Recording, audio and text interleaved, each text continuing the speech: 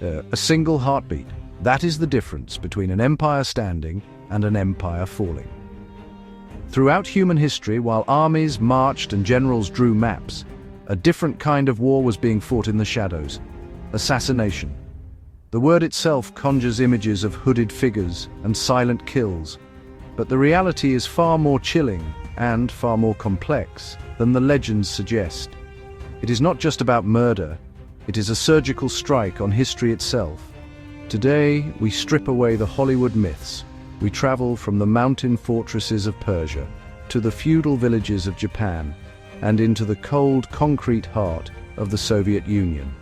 We will uncover the true motivations, from religious zealotry to cold, political calculation. We will dissect the methods, from the simple dagger to the microscopic poison pellet. These are the stories of the men and women who treated human lives as pawns and whose actions sent shockwaves through centuries. Welcome to the true history of the assassin. To understand the assassin, we must start with the word itself. It takes us to the year 1090, to the jagged peaks of the Alborz Mountains in modern-day Iran. Here, a man named Hassan-i-Sabah founded an order that would terrify the most powerful sultans on earth, the Order of Assassins, or the Nizari Ismailis.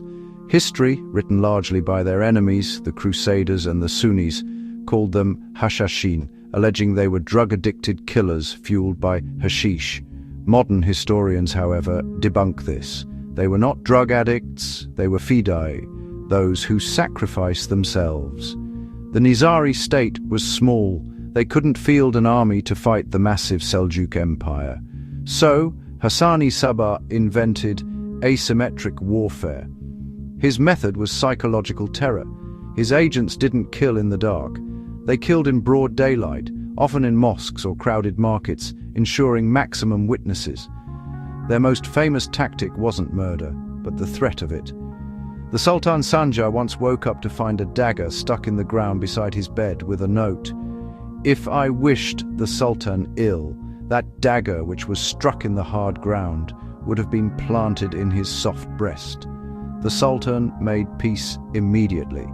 Their motivation was survival and religious ideology. Their method was the dagger, never poison or arrows, because the act required intimacy and certainty. For 2 centuries they proved that a single man willing to die was more dangerous than an army of thousands.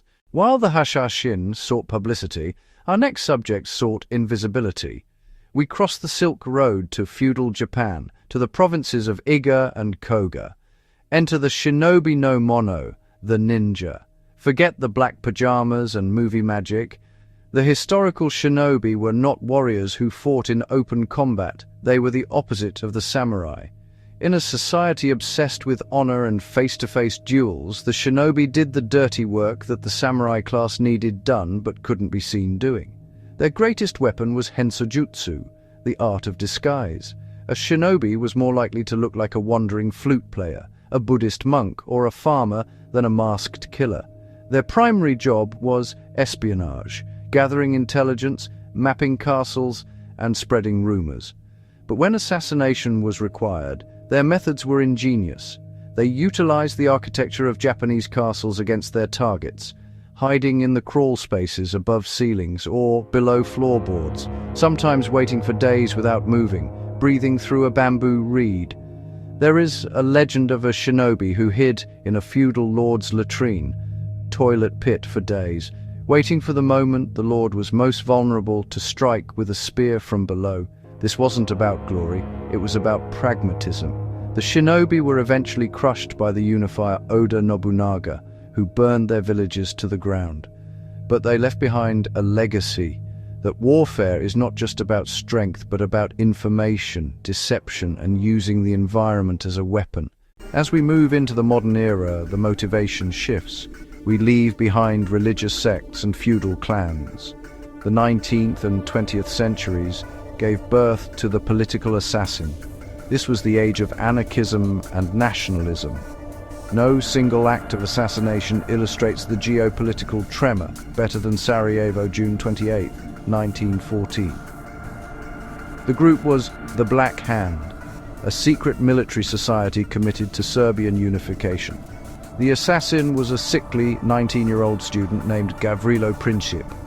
Princip's method was amateurish, a pistol and a cyanide pill that didn't work. The operation was a comedy of errors. The first bomb bounced off the car, and the driver took a wrong turn. But fate placed the Archduke's car right in front of the deli where Princip was standing. 2 shots. That was all it took. Unlike the Hashashin who killed to stop a war, or the Shinobi who killed to serve a lord, Princip killed to start a revolution. Those 2 bullets triggered a chain of alliances that led to World War I, the collapse of 4 empires, and the death of 20 million people. It was the ultimate proof of the assassin's terrifying leverage. After the World Wars, assassination became institutionalized.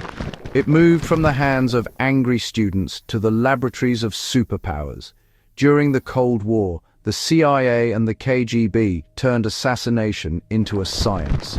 It began with brute force. In 1940, Ramon Mercader, a Soviet agent, infiltrated the home of Leon Trotsky in Mexico. He didn't use a gun, he used an ice axe to the skull. It was brutal, personal, and messy. But the agencies wanted something quieter, something deniable. Enter the era of the active measure. London, 1978. Georgy Markov, a Bulgarian dissident writer, is waiting for a bus. He feels a sharp sting in the back of his thigh. He turns to see a man picking up an umbrella, apologizing, and hailing a taxi.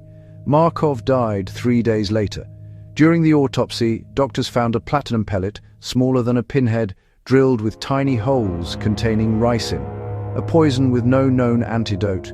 The umbrella was a pneumatic gun. This was the peak of wet work, the Russian euphemism for assassination. The methods became terrifyingly sophisticated: cyanide spray guns, radioactive polonium-210 used to kill Alexander Litvinenko, and nerve agents like Novichok. The goal was no longer just to kill, but to send a message to traitors. We can touch you anywhere. Today, the assassin has evolved again. The intimacy of the dagger and the proximity of the poison umbrella are gone. We have entered the age of remote warfare. State-sponsored assassinations are now conducted from thousands of miles away. The MQ-9 Reaper drone allows a pilot in Nevada to eliminate a target in the Middle East with surgical precision. The Hellfire R9X missile, known as the Ninja Bomb, uses pop-out blades instead of explosives to kill a single person in a car without hurting the passenger. And the future? It is cyberkinetic, hackers gaining control of a target's car brakes or even their pacemaker. The assassin of the future will not need a mask, a gun, or even a plane. They will only need code. From the mountains of Persia to the digital cloud, the tools change, but the psychology remains the same. It is the belief that the removal of one human life can save or doom millions.